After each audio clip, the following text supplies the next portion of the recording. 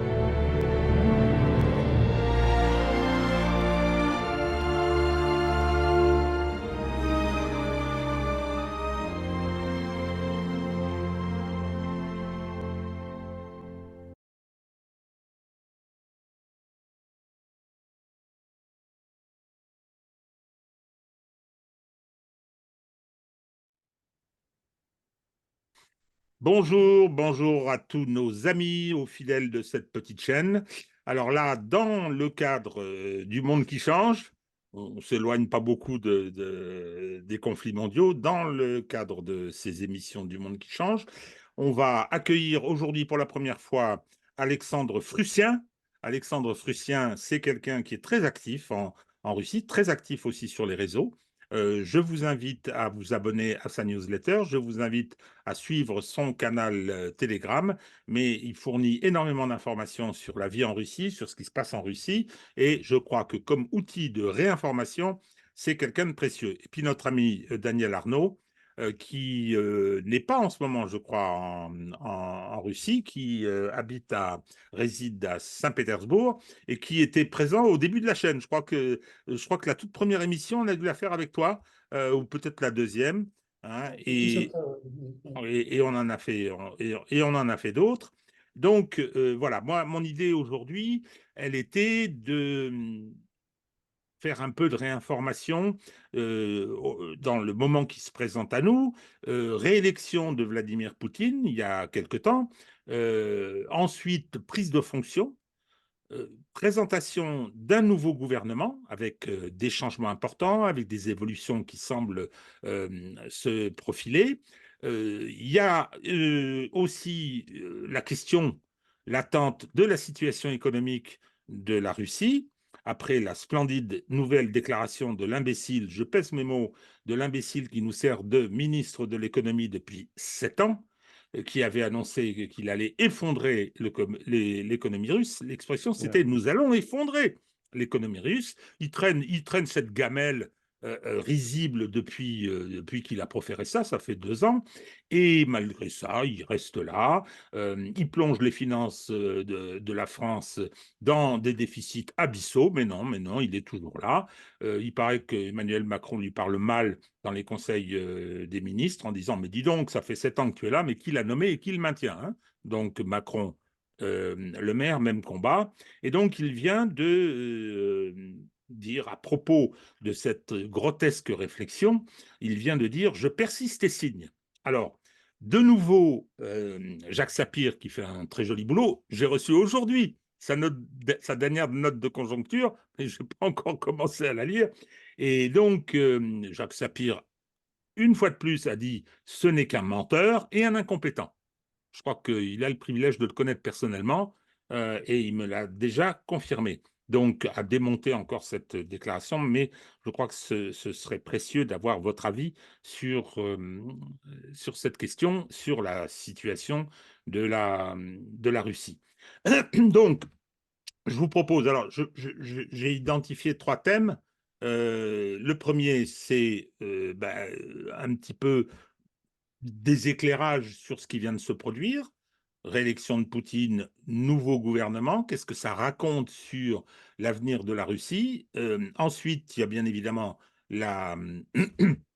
Je regarde mes notes, il y a... Ah oui, une chose importante, entre cette première partie directement politique, organisation politique, il y a également la façon dont les Russes se vivent. Ça, c'est quelque chose qui m'a un peu frappé, puis j'en ai discuté avec Daniel aussi. La Russie de 2024 n'est pas la Russie de début 2022. Il y a eu des mutations, alors qu'on perçoit à distance, qu'on perçoit. Les cérémonies du 9 mai, bon, elles sont relativement classiques, mais ce qu'on voit autour, ce qu'on entend autour, ce qu'on lit des articles à droite et à gauche, les conversations qu'on peut avoir, parce que personnellement, je suis assez régulièrement sollicité par RT en français pour faire des interviews, et c'est l'occasion de discuter. Moi, je sens qu'il s'est passé un certain nombre de choses, et puis bon, je le sens, puis je l'entends dire aussi. Donc, comment aujourd'hui les Russes et la Russie se perçoivent, et puis bien évidemment la question économique en y intégrant le partenariat ou l'alliance avec la Chine, et qui est toujours aujourd'hui totalement mal compris en Occident.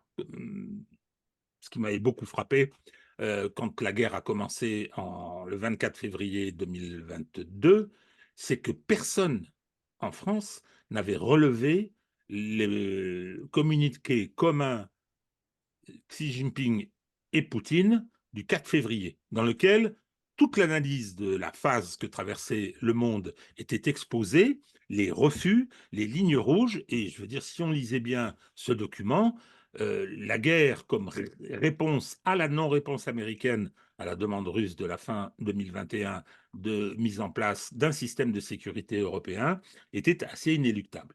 Voilà, messieurs, donc, première question. Qu'est-ce qu'on peut dire et penser de ce nouveau mandat de Vladimir Poutine qui vient de commencer? Peut-être me tourner vers Alexandre, qui est notre premier invité.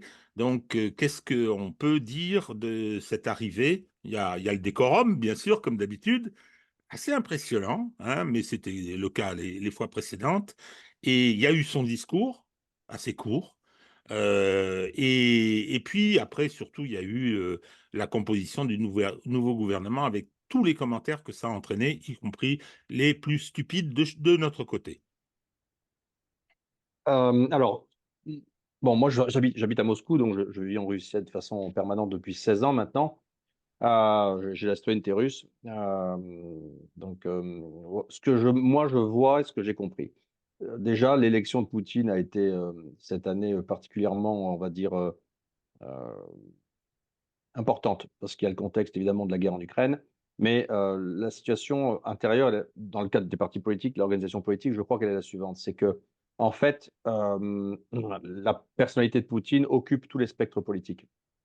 C'est-à-dire qu'en fait, il n'y a pas d'espace politique, on va dire, disponible aujourd'hui en Russie pour un homme politique, quel qu'il soit, d'occuper. Il n'y a pas d'espace politique à occuper pour s'opposer à Poutine. Le problème, c'est que quand on est libéral, on trouve du bon dans Poutine. Quand on est entrepreneur, on trouve du bon dans l'écosystème Poutine. Quand on est on veut de l'autorité, de la fermeté, on trouve du bon dans l'écosystème Poutine. Quand on est tourné vers l'Occident, on trouve du bon. Quand on est anti-occidental aussi. Donc, Poutine concentre un peu en lui toutes les facettes politiques que pourrait, qui pourraient composer en fait le spectre politique russe, en tout cas qu'attendraient les électeurs russes.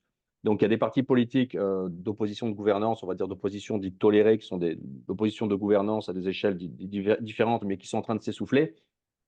Le parti, on va dire patriote nationaliste, le LDPR, s'est essoufflé parce que son leader charismatique est mort, et le Parti communiste est en bout de souffle. Et puis, ils ont pris un mauvais candidat là. Voilà, donc il n'y a pas d'autres mouvements politiques qui peuvent émerger, à mon sens, aujourd'hui.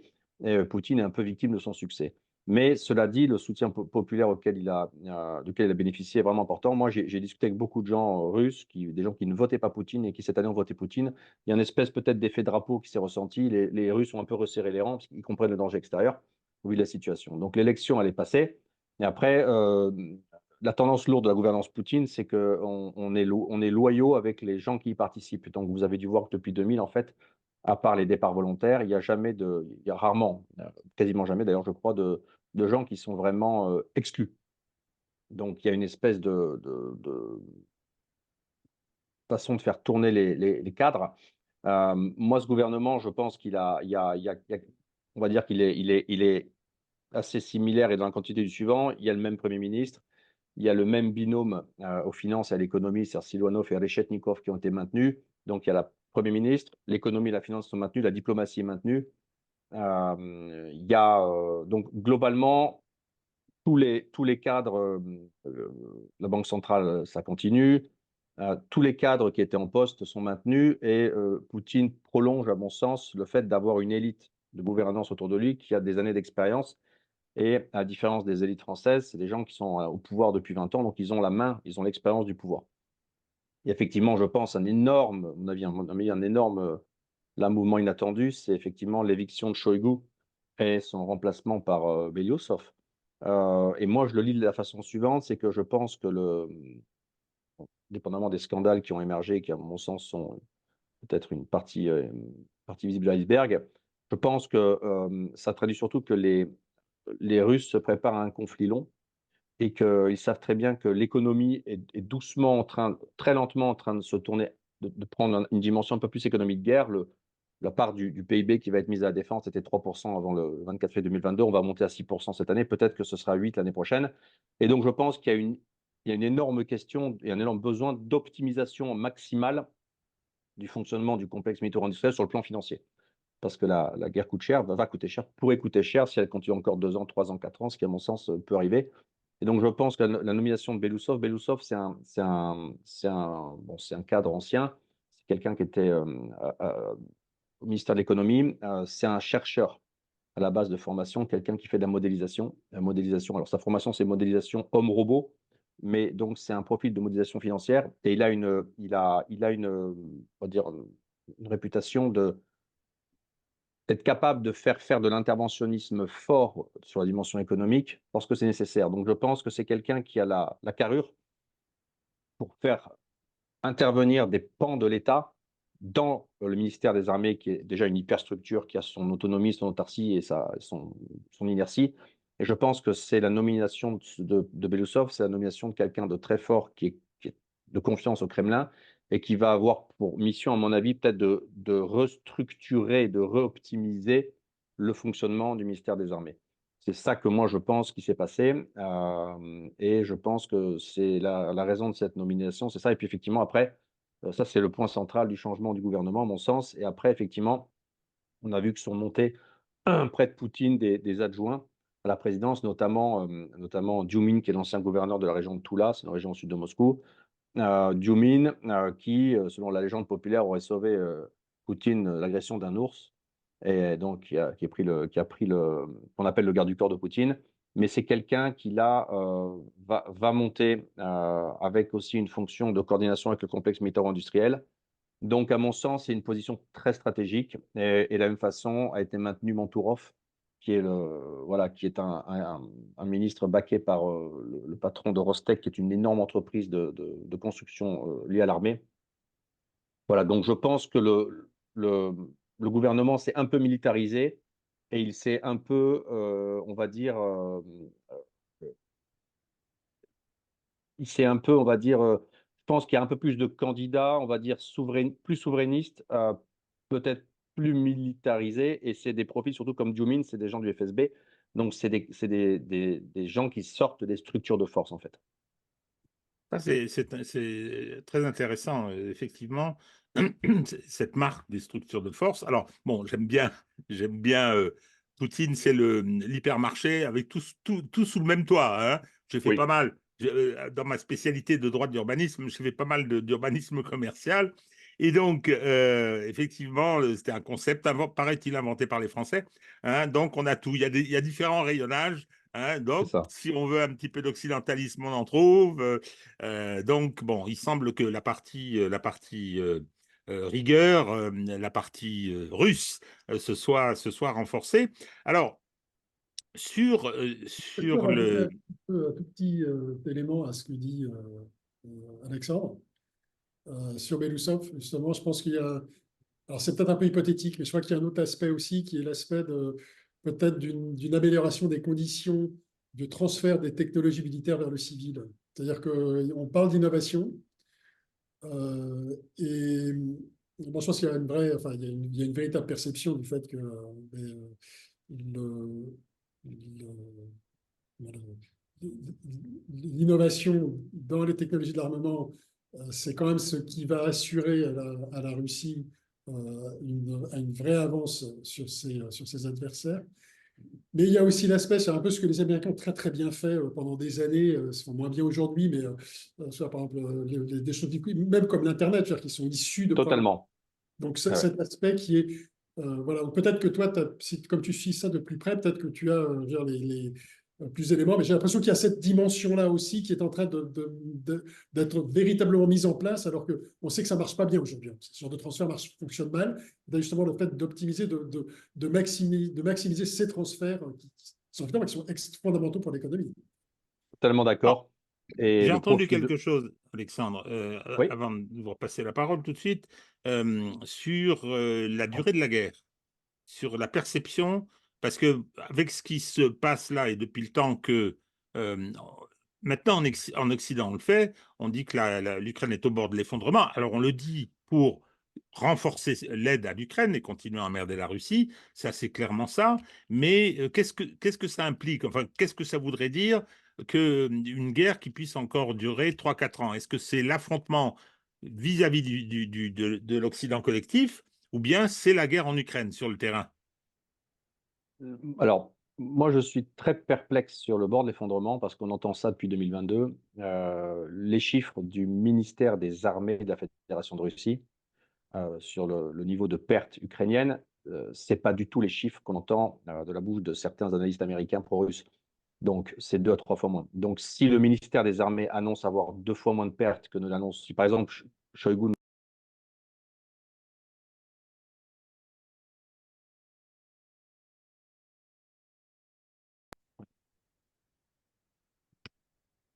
Oui, je suis un peu perplexe sur le fait que l'Ukraine sera au bord de l'effondrement parce que c'est quelque chose qu'on entend depuis 2022.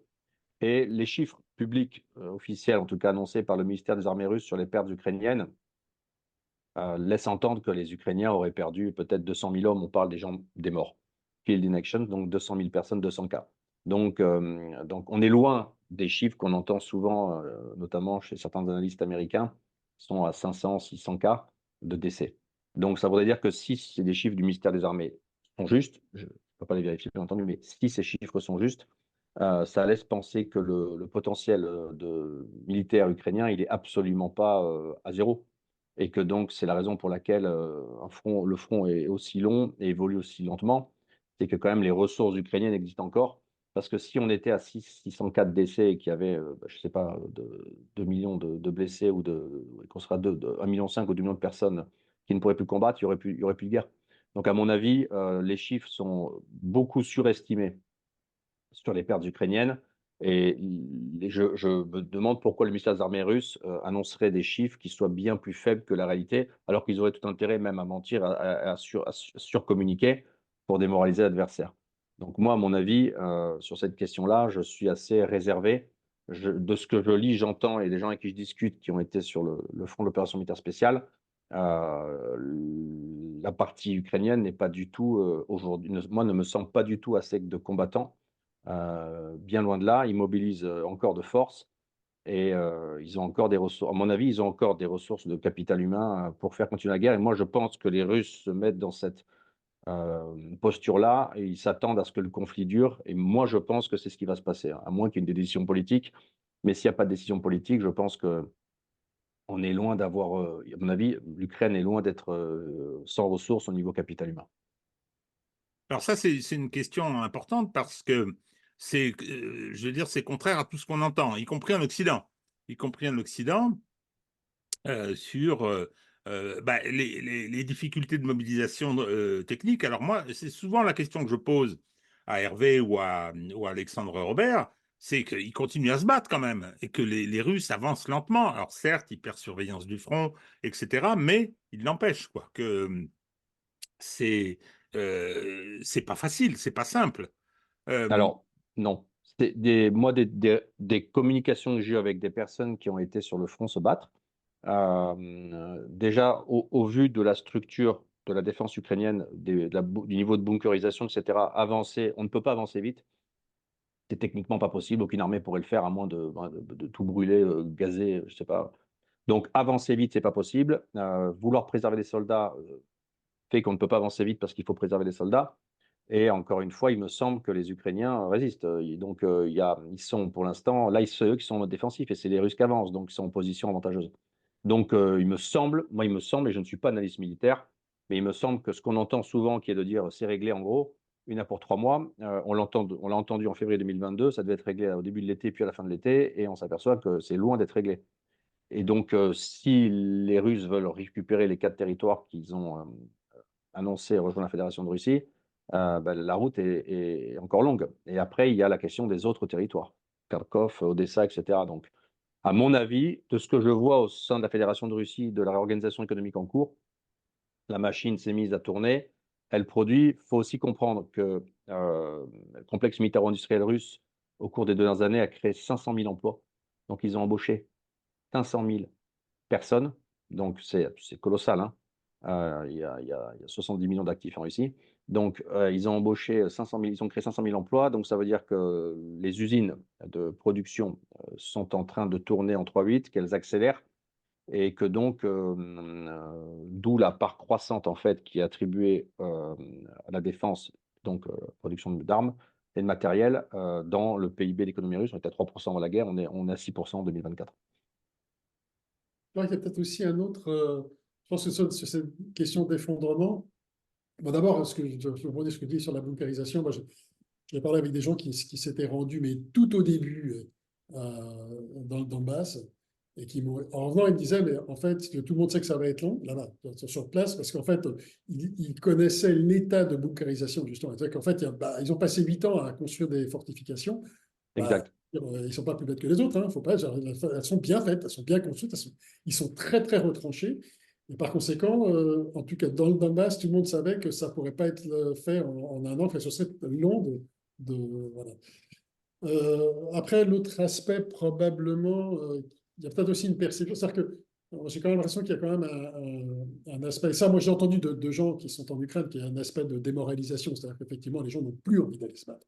Donc, c'est pas tant qu'il n'y a plus de gens du tout, mais c'est que les gens sur place, déjà, ils ont compris que quelque part, c'était que le résultat qui était promis au début est inatteignable. La reconquête des territoires, ça, c'est inatteignable. Et du coup, la question, c'est pourquoi aller mourir? C'est complètement humain. Enfin, je veux dire, sacrifier sa vie, si, je veux dire, il y a un but. Je veux dire, dans 42, 43, 44, les peuples de l'Union soviétique savaient très bien pourquoi ils se battaient. Et puis, ça marche, entre guillemets, ça marchait. D'abord, il fallait se défendre parce que les Allemands rentraient, et ensuite, on les repoussait. Mais là, je veux dire, c'est pratiquement la garantie d'une mort, entre guillemets, inutile. Et donc, du coup, je comprends très, très bien que il n'y ait plus du tout le moral qu'il pouvait y avoir au début quand ils y croyaient. Alors, ce serait le problème des coûts irrécupérables, c'est-à-dire que les sacrifices dont je parle du côté ukrainien ont déjà été tellement importants que, bon, moi ça me surprend quand même un peu, mais bon, après, qu'est-ce qui s'est passé entre comment dire, enfin, chez les Ukrainiens depuis 2014, 10 ans de propagande occidentale, de promesses, etc. Est-ce que ça n'a pas finalement en partie lavé les cerveaux? Parce que la situation, je pense par rapport au bandérisme, par exemple, elle s'est aggravée depuis 2014. Nettement, enfin, c'est même assez impressionnant. Ils vont se battre, les gars, hein, quand même. Ils se font tuer. Mais la Il propagande y a a un truc. commencé. Pardon, vas-y. Il y a une chose sur cet aspect-là, sur l'aspect, entre guillemets, la de propagande, une modification de la manière dont les gens pensent. Moi, j'ai quand même entendu des choses, mais que c'est quoi, de gens qui ont de la génération de ma femme, et qui affirment que l'Union soviétique tentait d'éradiquer la langue ukrainienne. Bon, ma femme, elle est du sud-est de l'Ukraine. Elle a été éduquée dans sa mère était directrice d'école. Elle était dans une école où les deux langues étaient enseignées à égalité. D'accord? Je veux dire, à Pripyat, là, il y a un énorme bandeau encore qui existe encore, l'atome pour la paix, un truc comme ça, en ukrainien. En russe, en ukrainien. Et donc, c'est des gens qui ont fait cette expérience et qui aujourd'hui répètent ces éléments de propagande.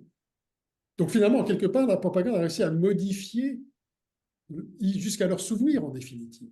Jusqu'au souvenir de leur expérience vécue. Donc, c'est quand même très impressionnant que l'on puisse, en fait, quelque part, reprogrammer des gens à ce point-là. Voilà, donc, oui, tu as raison. Enfin, depuis 2014, il y a un feu roulant, et là, à la fois au niveau de la propagande, enfin, des médias, de l'éducation, qui tend, en fait, à construire une image du passé qui est différente de ce qu'elle était, en définitive, en particulier le passé soviétique. Je pense que ça n'a pas commencé en 2014. Ça a commencé bien avant. Oui, c'est vrai. Dès 2004, 2005. Moi, Ouais, j'ai c'est vrai. cherché une statistique intéressante, c'est le degré d'ukrainification linguistique dans les écoles.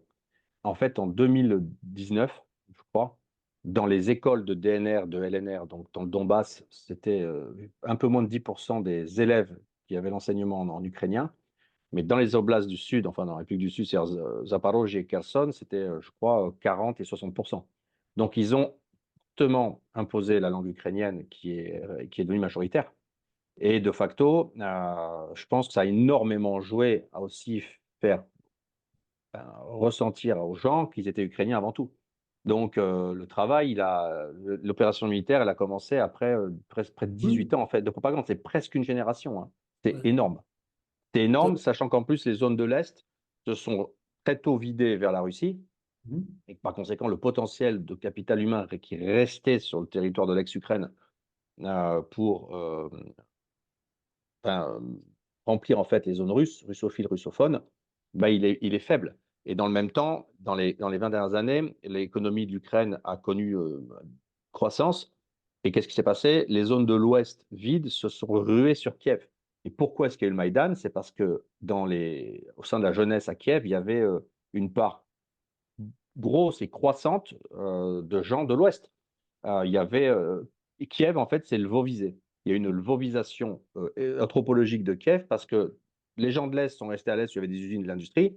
À l'Ouest, il n'y a rien et ils sont tous venus travailler dans la capitale, à Dnipropetrovsk, à Kiev. Donc, en fait, ces zones se sont lvovisées parce que les habitants qui sont venus les peupler sont des gens de l'Ouest, en fait. Alors, À l'appui de si ce que tu dis, à l'appui de ce que tu dis, il y a même voilà, un truc qui est anecdotique sans lettres. C'est en 2003, je crois. Je discutais avec une des enseignantes. J'avais un de mes fils qui était dans une école ukrainienne à Kiev, donc normale, une école où on enseignait encore en russe. Mais la littérature russe était devenue littérature étrangère. Et donc, ils lisaient, ils étaient forcés de lire Dostoïevski, mais dans des traductions à l'école. Alors évidemment, à la maison, ils le lisaient en russe, mais il fallait ils auraient dû lire des traductions en ukrainien, et qui étaient très mal faites. Et du coup, enfin, elle se plaignait, elle disait, du coup, maintenant, bah, finalement, ils ne lisent plus rien, quoi. Hein, donc, voilà. C'est quand même. Donc c'est ça, tu vois, c'est même avant, c'est 2003. Je te parle de ça. 2003.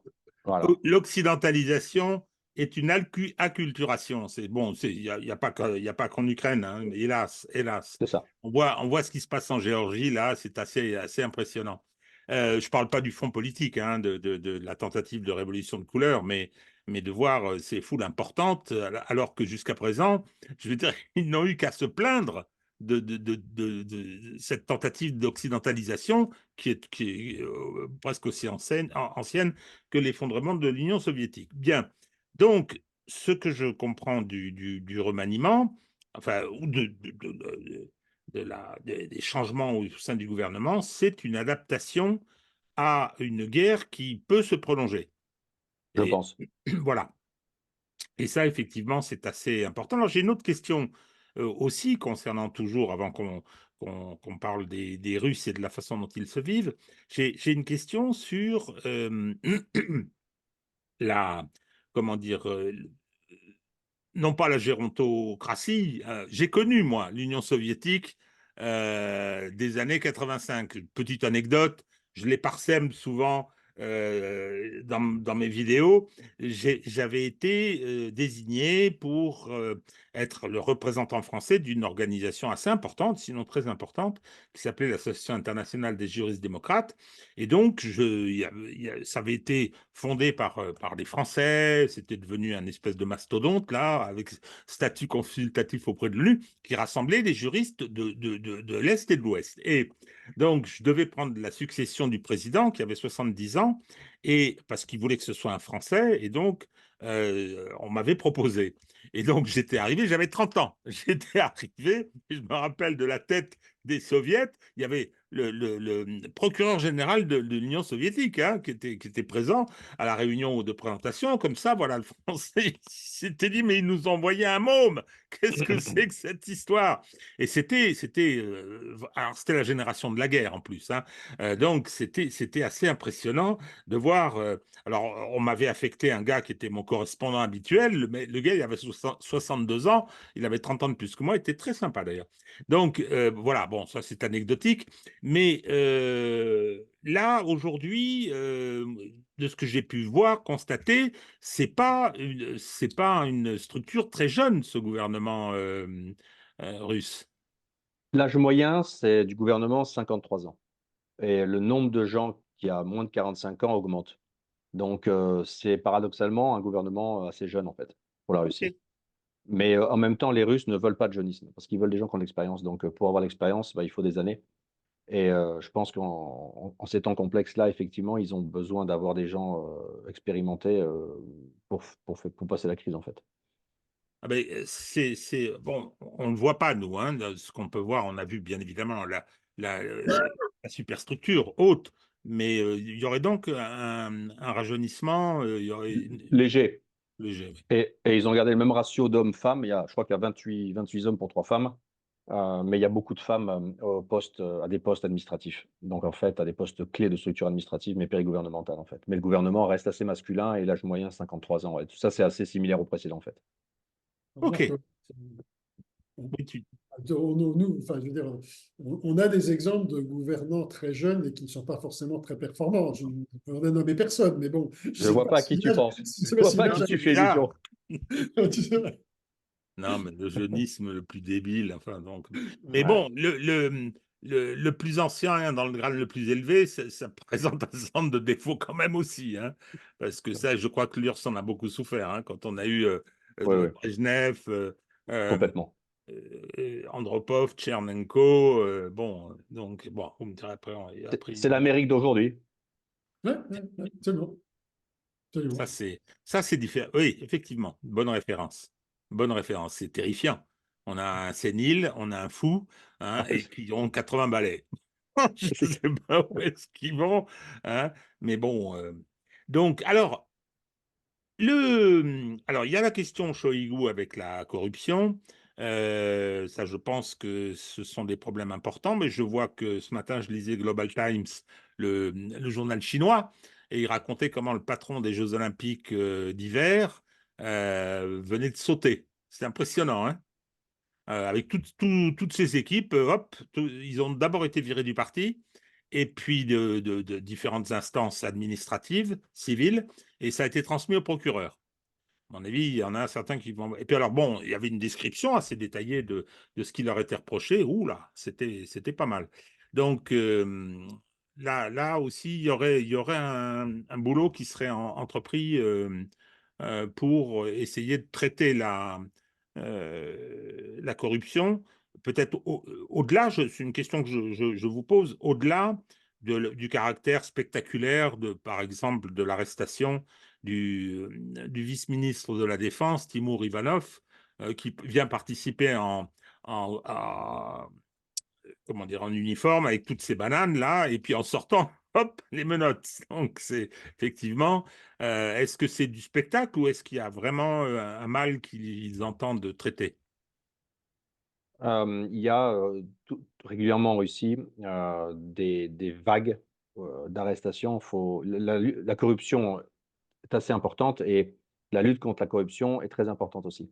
Donc il y a des milliers de fonctionnaires, des dizaines de milliers de fonctionnaires qui sont arrêtés chaque année pour des affaires de corruption. C'est vraiment c'est public, hein. Là, ce qui est très spectaculaire, c'est que ça arrive au N-1 de l'armée pendant un conflit. Mais en plus, et du coup, enfin, ils ont secoué le bananier ou le cocotier ou le bananier, je ne sais pas comment on dit, parce que du coup, ça a entraîné une vague de démission derrière. Donc, je pense qu'il y a des gens qui se sont dévoilés, qui sentent qu'ils ont été prochains sur la liste et qui ont démissionné. Mais effectivement, il y a une tendance, on va dire, culturelle de la Russie à être un État relativement féodal, dans le bon sens du terme, le mauvais sens du terme, et un État dans lequel il y a très longtemps une culture de corruption systémique ancrée, hein. Je veux dire, c'est que quand le tsar, faut le comprendre d'une façon vraiment asymétrique par rapport à ce que nous on voit, c'est-à-dire corruption pas bien et pas corruption c'est bien, c'est clair, mais c'est pas comme ça que ça fonctionne. C'est-à-dire qu'en fait, quand le tsar nommait des émissaires pour aller assurer l'autorité de Moscou dans des territoires éloignés, ils n'avaient pas de salaire. Ils n'étaient pas payés. C'est comme ça. Et ils étaient obligés de se payer sur les locaux.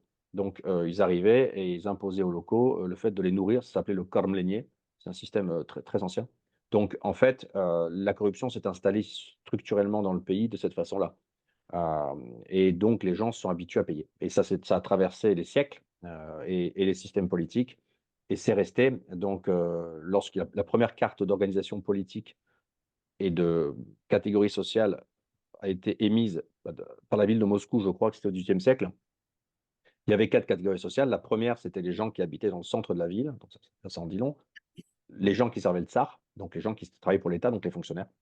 Après, il y avait une deuxième catégorie qui était les gens des banlieues, les gens des périphéries. C'était les gens qui faisaient du commerce et du business, et leur mission était de nourrir les premiers. Ça a vraiment été organisé comme ça, c'est incroyable. C'est-à-dire qu'en fait, les gens du business nourrissaient les fonctionnaires. Et la troisième catégorie, après, c'était le travail de la terre, etc. Après, il y avait le servage, etc. Mais voilà, donc c'était vraiment, ils ont, malheureusement ou pas, je sais pas, la Russie s'est organisée de cette façon-là. Et aujourd'hui, ben, c'est à ce à quoi on assiste. Donc, je pense que la route vers le grand changement, elle est en cours. Après, dans des pays compliqués, dès qu'on sort un peu d'Occident, en fait, on vit dans le monde autre, dans le sud global, comme on dit, en Russie, dans l'ex-espace soviétique, en Asie, peu importe. Moi, mon expérience d'entrepreneur et de personne qui a vécu en Afrique, qui a beaucoup voyagé, qui vit en Russie aujourd'hui, qui a travaillé en Chine, me fait comprendre qu'il y a des pays dans lesquels il y a des corruptions, on va dire, paralysantes, et il y a des pays dans lesquels il y a des corruptions positives. Des corruptions positives, je pèse mes mots, hein, c'est des corruptions qui permettent de contourner les lourdeurs administratives, notamment, et d'être sûr. Il faut bien comprendre que les Russes, dans les années 90, ont développé un système politique qui s'est effondré, la sortie de l'URSS. Les gens n'avaient plus les moyens d'avoir ce à quoi ils avaient droit. Ils ont pris l'habitude de payer pour recevoir ce à quoi ils avaient droit. Et donc après, avec la normalisation sous Poutine, on a continué à payer pour avoir ce à quoi on avait droit de façon plus rapide, pour pas attendre. Et donc ça s'est maintenu sous une autre forme. Et aujourd'hui, avec la digitalisation un peu autoritaire et pratique qu'ils sont en train de faire, ils sont en train de détruire cette culture. C'est-à-dire qu'aujourd'hui, pour avoir ce auquel on a droit, on ne passe plus par un fonctionnaire. Donc, la longue transition, elle est en cours, mais elle sera encore longue. La digitalisation, les outils vont beaucoup aider la Russie là-dessus, je pense. Et pour le cadre de la corruption dans le système politique, ben, globalement, le système fait avec ces problèmes-là. Ils sont toujours en balance entre les gens de confiance et les gens de compétence. Mais globalement, au sein des élites, règne une culture de loyauté, c'est-à-dire que ceux qui participent à la gouvernance sont protégés. Et je dis ça positivement parce que ça me paraît cohérent avec la culture du pays et cohérent avec le fait que ça fonctionne comme ça. Et donc voilà. Mais effectivement, il y a régulièrement des gens qui sont arrêtés pour des affaires de corruption. C'est souvent lié au comportement un petit peu excessif des épouses, comme c'était le cas avec Ivanov, parce que les femmes russes ont parfois Ou cette avec capacité. Netanyahou. Et voilà, ils ont cette capacité d'excès comportemental, mais oui, c'est comme ça, c'est un mal, qu'ils ont, sur lequel ils travaillent pour le coup, mais tout n'est pas réglé en Russie. Mais est-ce que je peux nuancer un peu? Ça, j'ai dit c'est un mal qu'ils ont, que la Russie aurait, et donc ce serait un mal russe. Mais enfin, si tu veux, Non, c'est pas mal Ivanov, russe. d'accord. Ivanov est parti au Newf, excuse-moi l'expression. Par contre, il y a une certaine Ursula von der Leyen qui, elle, a été promue. Et, je veux Ouais, dire, et ces agissements, ce serait intéressant de faire des comparaisons entre les deux, mais je pense qu'ils sont tout autant, sinon plus répréhensibles en termes de dégâts provoqués. Je parle de sa carrière au ministère de la Défense, enfin, dans le procurement des armées en Allemagne, jusqu'à aujourd'hui, à la tête de la Commission européenne. Voilà, donc j'ai envie de dire au moins, bon, on peut peut-être regretter aussi que certains ne soient encore en activité alors que peut-être ils ne devraient pas. Hein, je vise personne. Mais bah, je veux dire, on peut aussi voir que l'Union européenne, qui est en fait, pourquoi je dis ça? Parce que l'Union européenne, en fait, celle qui apparemment donne des leçons et imposerait les standards. Tu vois, et là, c'est quand même assez ironique. Parce que comme tu le dis, c'est par dizaines de milliers qu'il y a ça des c'est vrai. dossiers qui terminent en justice. Ouais. En- Et des en- arrestations, des gens en prison. Mais comme m'a dit un ami russe, chez vous, il y a pas de corruption parce que personne n'est arrêté pour corruption. Et je trouvais ça vraiment joli comme Oui, phrase. oui, Parce qu'en fait, c'est pas ça, c'est que les gens sont pas arrêtés, en fait. oui, Ouais, Alors, moi, je ça voudrais transparent. dire un petit mot là sur la corruption parce qu'il y a un problème de définition. Qu'est-ce qu'est la corruption? Il y a Oui, plusieurs acceptions dans le terme, hein. Il y a la complètement. corruption corrosion, c'est-à-dire on dit qu'une machine est corrompue quand elle est abîmée, hein. Donc, mais l'Occident, pour ce que je peux le connaître, et la France que je connais particulièrement bien, cette question, moi, c'est une partie de ma vie. Donc, quand j'ai enseigné la matière de la responsabilité personnelle, financière, pénale et civile des décideurs publics, C'était ça. Quand j'ai écrit Le fonctionnaire et le juge pénal, hein, un livre qui a eu un certain succès, je travaillais sur la corruption. Tous les articles du code pénal, du chapitre des atteintes à la probité, je le connais par cœur. D'abord en tant que, non pas rédacteur, mais j'étais universitaire autour de ça, et praticien. J'ai plaidé beaucoup d'affaires. Et puis mon dernier bouquin qui s'appelle, j'en profite hein, pour fourguer ma marchandise, Alexandre, hein, donc qui s'appelle Une justice politique, ben, il traite de ce sujet, y compris de la collusion de la magistrature. La France est un des pays les plus corrompus qui soit, de deux façons. De deux façons. Alors, je vais commencer par en bas. Je vais commencer par en bas. Aujourd'hui, et il y a eu un rapport avec une pétition il y a 3 jours à propos des questions de trafic de drogue, disant que à tous les niveaux, la corruption, en bas en particulier, était présente. C'est-à-dire qu'on a ce qu'on veut en prison. On achète. L'assassinat avec cette évasion de ces gardiens de prison, c'est une opération qui a été permise par la corruption. Dans les ports, les douaniers sont corrompus. Ils laissent passer des containers, vu les enjeux financiers. Il y a tout un tas de choses comme ça. Quand on apprend que la maire d'Avalon, que Emmanuel Macron avait été aidé pour son élection, a été arrêtée et qu'on a trouvé chez elle des dizaines de lingots d'or, on a retrouvé 70 kilos de hashish et je ne sais plus combien de kilos de cocaïne, c'est une réalité. C'est une petite ville, hein, c'est pas une très grande ville, mais donc c'était assez impressionnant. Bon, donc il y a de ce point de vue-là une corruption latente dont la pègre se nourrit, et la pègre qui vit essentiellement et surtout du trafic de drogue qui a été confisqué par des communautés en général originaires d'Afrique du Nord. Ça, c'est pour la France. Mais en haut, la France est un pays, la haute fonction publique d'État française est une des plus corrompues d'Europe. Il faut le dire, c'est évident. Mais elle est corrompue comment? C'est-à-dire que dans le néolibéralisme que nous connaissons, avec un président qui en est l'expression hein, de ce haute fonction publique d'État corrompue, l'intérêt général n'existe plus. Ils sont au service des intérêts, des grands intérêts privés. Ils sont au service d'une plutocratie. La France est considérée comme un grand pays parce que la première fortune du monde s'appelle Bernard Arnault, dont toute la fortune a été faite par la corruption, puisque au départ, il a bénéficié de l'aide du Parti socialiste. Hein, avec l'histoire de la chapelle d'Arblay, et ensuite tous les investissements qu'il a pu faire, comment dire, les emprunts dont il a bénéficié. Bon, ça valait pour Drahi, mais Drahi est peut-être en train de se casser la figure. Donc, cette haute fonction publique d'État qui passe son temps à pantoufler ne travaille pas pour, et c'est le cas de von der Leyen, c'était la même chose au ministère de la Défense allemand, ne travaille pas pour l'intérêt général, il travaille pour des intérêts privés. Mais en toute bonne conscience, c'est extraordinaire. Et une fois qu'ils ont fait l'ENA, qu'ils ont été à la Direction générale des finances, ils vont battre monnaie avec leur carnet d'adresse dans le privé, 10 ans plus tard. Ce qui devrait... Alors bon, là, le pantouflage, moi j'ai une histoire extraordinaire, le fameux parquet national financier, qui est une officine qui a été créée par François Hollande pour protéger ses amis.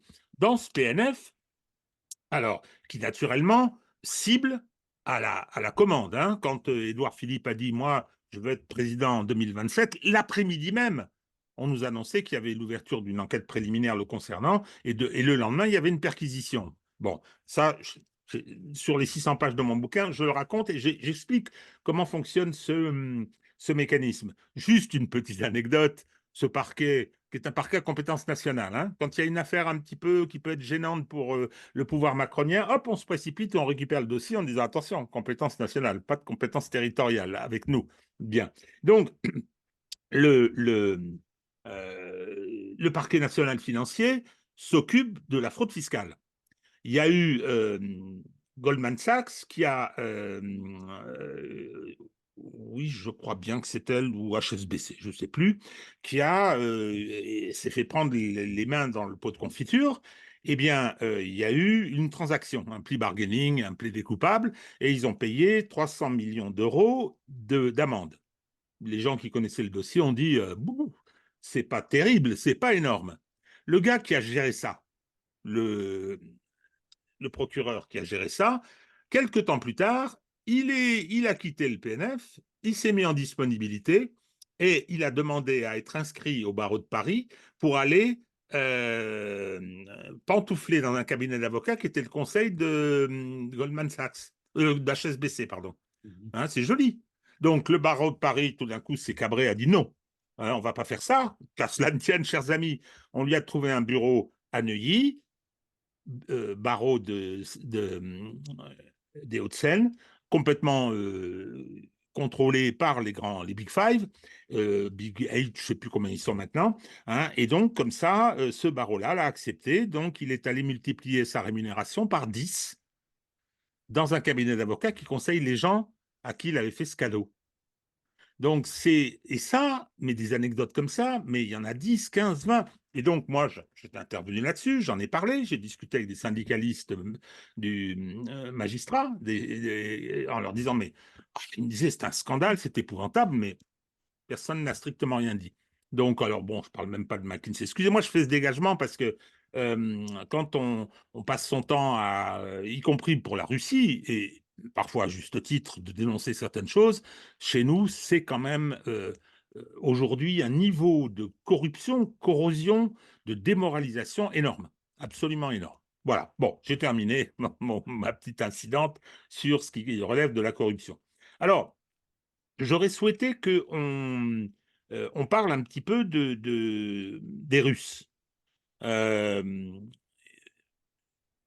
J'ai l'impression que le début de l'OMS a été un choc important, pas mal de gens qui sont partis.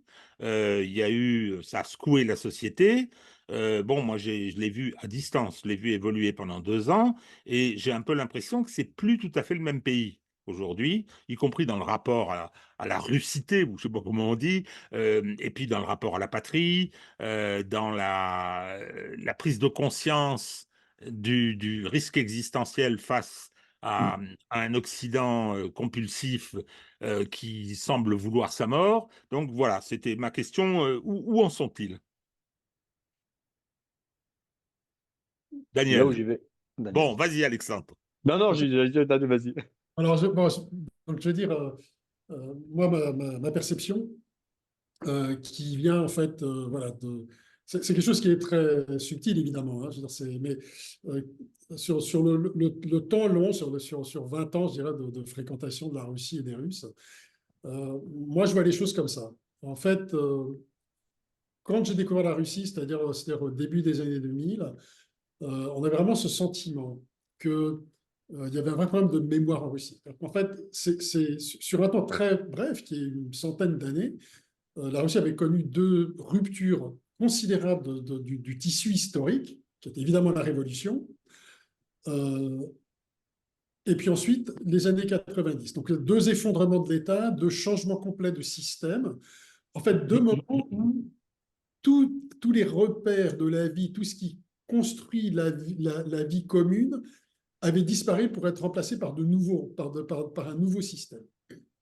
Et puis, je ne parle pas évidemment de la guerre avec les énormes pertes, les sacrifices, les destructions, etc., qui joue aussi un rôle, mais qui est différent dans son essence, puisqu'en fait, l'État a persisté et en fait, au contraire, à mettre à son crédit, l'État a gagné cette guerre. L'État a sauvé le pays. Donc, en fait, ça reste un trauma, mais d'une autre nature. Et en fait, ce que je sentais bien, moi, quand je suis arrivé en Russie, donc c'est les Russes savaient plutôt ce que ça voulait dire qu'être russe. Quoi. Bon, d'abord, il y avait un énorme sentiment d'humiliation. C'était celui de voilà. Donc en fait, ça se sentait dans plein de choses. Et un des trucs qui moi me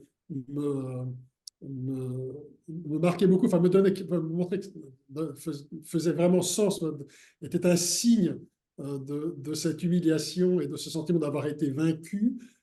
C'était les comédies, les stand-up comédies, où très souvent l'humour en fait, se faisait dans une comparaison entre les Américains et les Russes, où l'Américain ne comprenait pas la débrouillardise des Russes. L'Américain arrivait et ce qui faisait l'humour, c'est qu'en fait, il regardait un Russe vivre avec des bouts de ficelle, des clous rouillés, etc. Mais arrivant à réaliser des choses pour lesquelles les Américains auraient eu besoin de beaucoup plus de moyens. Voilà. Donc il y avait ce côté-là, c'était vraiment perceptible. Et en même temps que la situation, alors toute cette évolution que je pense que tu seras d'accord à partir de, voilà, qui sont vraiment les années Poutine, où d'abord l'économie se normalise, la sécurité revient, les gens retrouvent espoir, la natalité reprend, etc., etc. On a à la fois, bon, la société se restabilise, en même temps persiste cette question qui est qui sommes-nous à travers cette histoire et on voit, je dirais, venant des deux côtés, c'est à la fois des initiatives d'État, à la fois un peu la manière dont les gens vivent, leurs demandes, etc. On voit une recherche commune entre le gouvernement et le peuple de reconstruction d'un lien avec ce passé. Et c'est un processus qui est long, évidemment, comme un processus de cicatrisation de deux énormes plaies qui doivent être refermées et qu'on voit, alors qu'on voit, par exemple, je veux dire, bon, à chaque fois que Poutine inaugure un monument, on critique, on essaie de critiquer sur le plan, ah ouais, c'est un héros de l'Union soviétique, ou quelque chose de positif pour l'Union soviétique, ah, il veut reconstruire l'Union soviétique. Et on oublie qu'à côté, il va inaugurer un monument aux victimes de l'Union soviétique.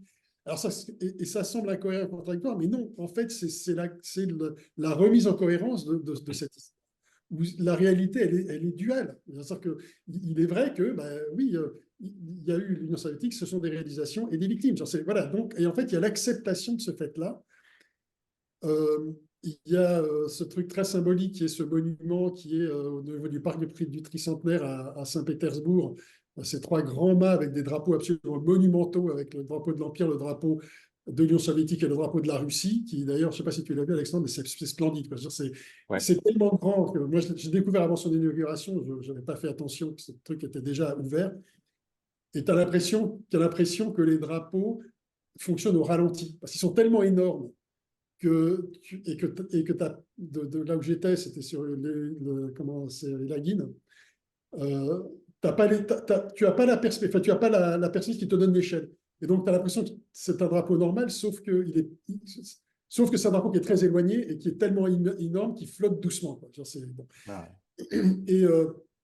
Et au moment où la guerre a commencé en 2022, au moment où Poutine annonce l'opération militaire spéciale, moi j'ai senti en fait que, bon, il y a un moment de flottement, peut-être de panique, mais en quelques jours, tout de suite, les gens commençaient à se rassembler. Et à travers la manière dont il parlait, même le discours, par exemple, sur l'Union soviétique, sur l'Empire, tout ça a changé. Et c'est comme si d'un coup, ce processus de cicatrisation avait accéléré. Et pas tant parce que il y avait cette guerre où les gens avaient quand même beaucoup de questions, parce que bon, les Ukrainiens, on en sont proches, etc., mais à cause de la réaction même de l'Occident. Quelque part, la réaction de l'Occident a peut-être été paradoxalement le plus beau cadeau que l'Occident aurait pu faire à la Russie. Je ne parle pas de l'aide militaire, mais je parle de cette réaction médiatique totalement insensée, parce qu'en fait, il a accéléré ce processus de cicatrisation. Je crois que c'est là, c'est-à-dire quelque part, même si les Russes ne vont pas forcément être capables de dire exactement, si on leur demande aujourd'hui qu'est-ce que ça veut dire d'être russe, ils ne vont peut-être pas savoir le dire exactement, mais il y a un sentiment diffus de on sait maintenant pourquoi on est russe et pourquoi on en est fier. Donc voilà, pour moi, c'est ça. Et ça s'est accéléré considérablement dans la première année suivant et qui a donné aussi lieu au flux de volontaires, etc., etc. Oui, je suis assez d'accord. De Moscou, bon, qui n'est pas trop loin de Saint-Pét, mais je le vois un peu comme ça. C'est-à-dire que moi, j'ai vu en 2000. Alors, moi j'ai 45 ans, donc les gens que je fréquente sont un peu de ma tranche d'âge. C'est des actifs mobilisables. J'ai vu en 2020. Alors, avant 2022, j'ai vu le poutinisme lentement reconstruire. Effectivement, tu as tout à fait raison, cette espèce d'accord des partis historiques de la Russie qui sont théoriquement en opposition et qui ont amené à des guerres civiles, mais il a reconsolidé le fait que ce soit notre héritage commun. Voilà, donc c'est en train de se mettre en place dans la tête des Russes que oui, ça nous appartient. Ça surprend beaucoup les gens. Moi, j'accompagne, et je fais visiter Moscou. Quand on va dans une station de métro, il y a Lénine, il y a un dessin de Jésus à côté. Enfin, je veux dire, c'est consacré par la cathédrale des forces armées de la Fédération de Russie au parc Patriote, où il y a cette église où il y a les drapeaux rouges et les croix orthodoxes à côté. Mais en gros, c'est ça. C'est une espèce de fusion d'un héritage commun.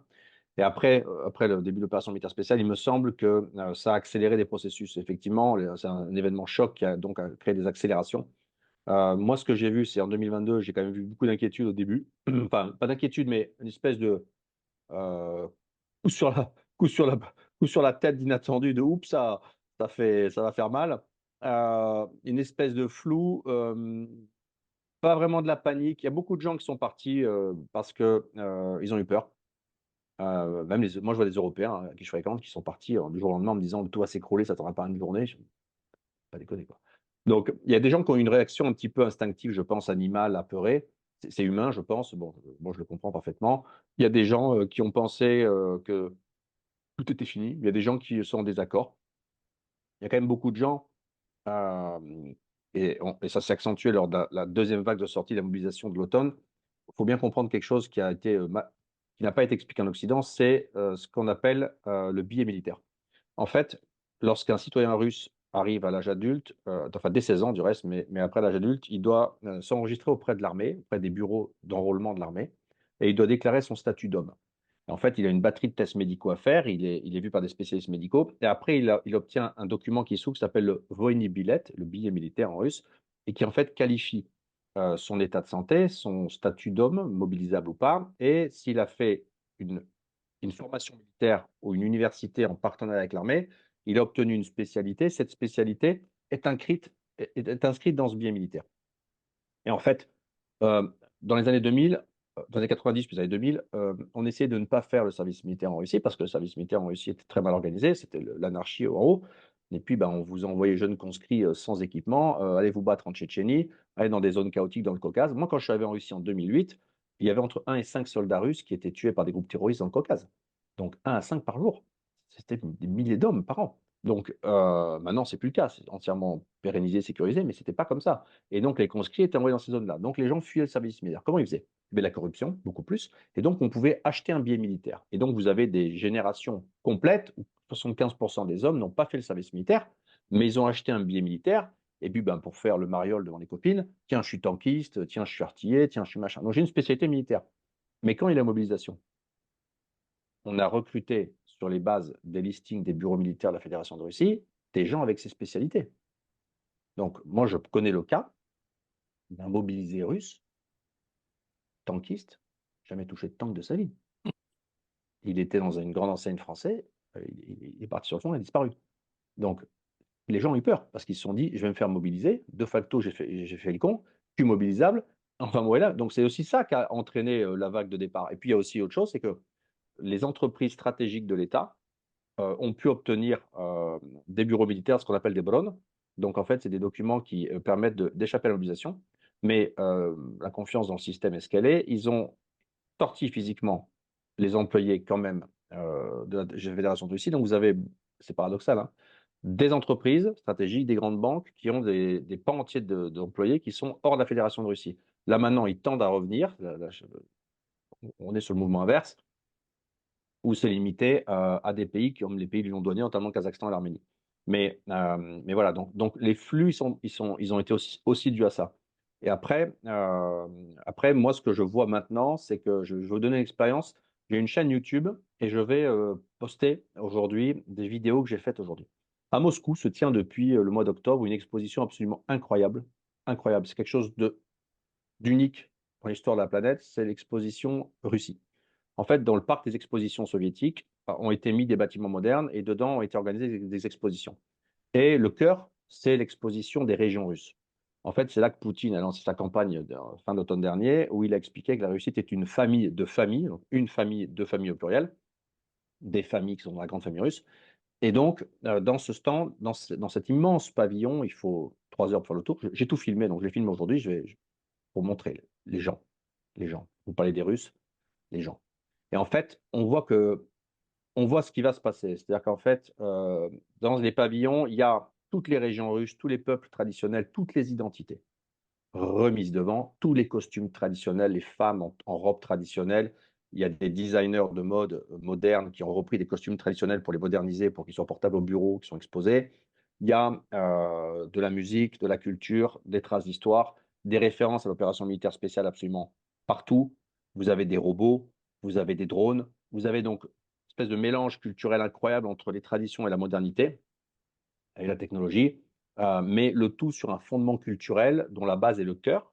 Les croisez dans les hôtels, dans les stands, les hôtesses vous font des cœurs, elles vous ça c'est vraiment une ambiance tout à fait, chaleureuse, humaine. Il y a énormément de familles, il y a énormément d'enfants. Tous les stands ont des activités pour les enfants. Donc en fait, le modèle que la Russie est en train d'affirmer, à mon sens, qu'elle montre par cette immense exposition qu'ont visité près d'un Russe sur 10, hein, depuis octobre, c'est le tourisme intérieur, c'est qu'en fait, il y a une affirmation identitaire très forte des régions, de la culture russe comme culture à part, comme État multinational, et l'exposition commence par un immense tunnel qu'on peut traverser, qui est assez fabuleux. Et dans ce tunnel, il y a les réalisations chiffrées de tout ce que le gouvernement russe a réalisé depuis ces dernières années.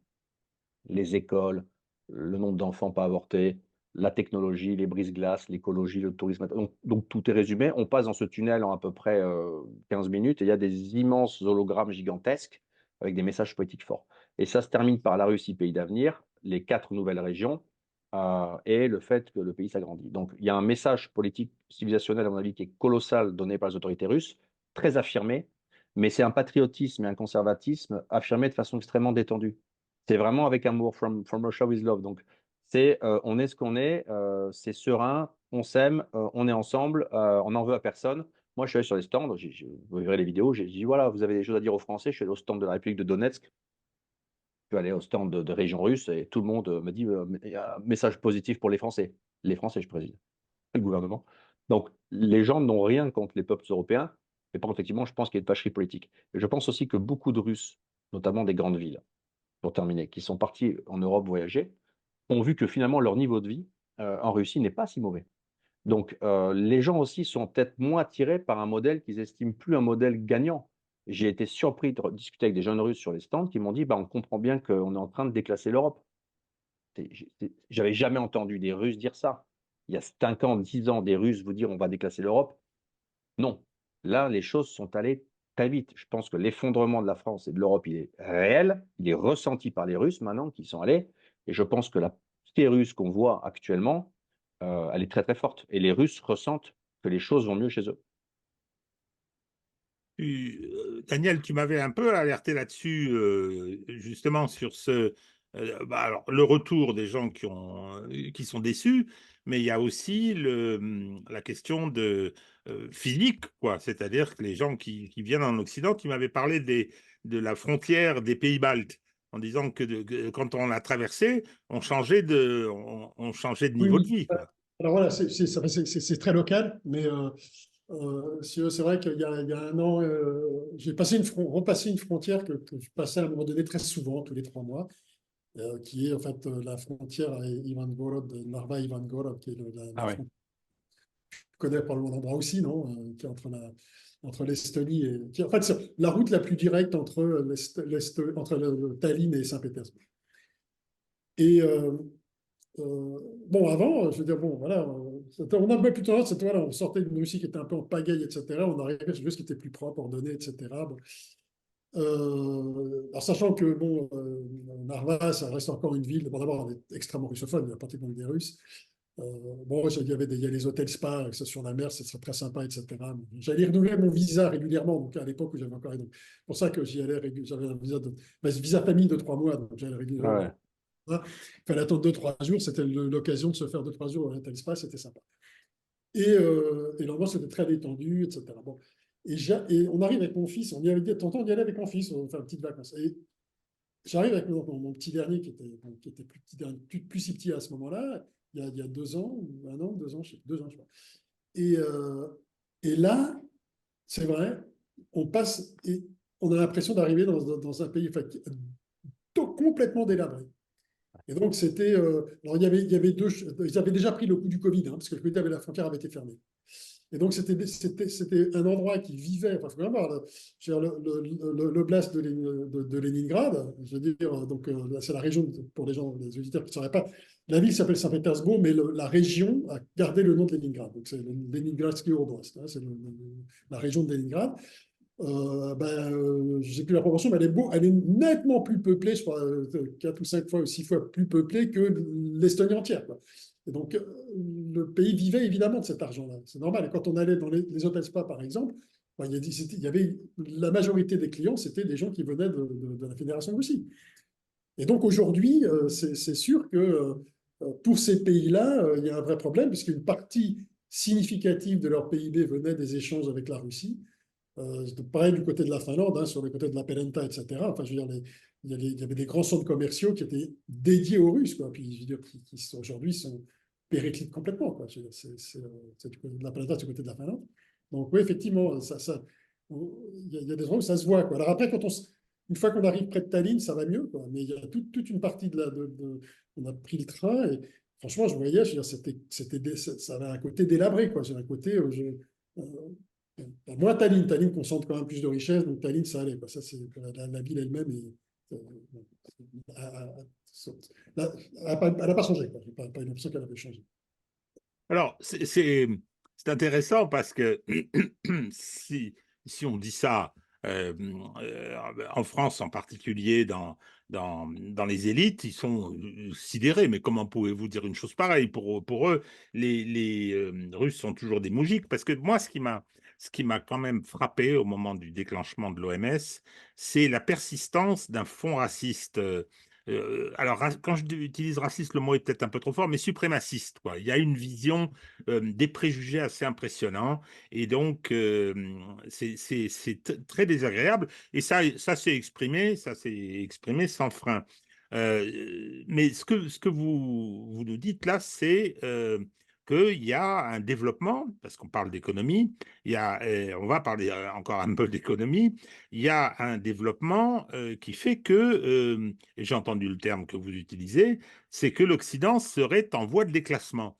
Alors, moi, c'est mon opinion parce que je regarde, je perçois un certain nombre de choses. Puis quand on a mon âge, hein, on en a vu pas mal, on a vu une société évoluer. Et donc, il y a des évolutions qui sont aujourd'hui très, très préoccupantes.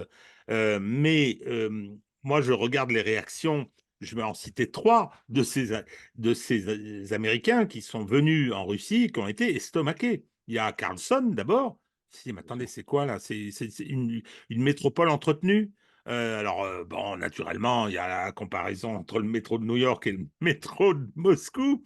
Mais même au-delà de ça, il y a Scott Ritter, évidemment. Alors lui, il est tombé amoureux, hein, Scott Ritter. Là, lui, c'est quasiment la naturalisation. Et pour bientôt, comme cet acteur, là, l'acteur qui faisait des films de bagarre, comment est-ce qu'il s'appelle Ah, Steven Seagal.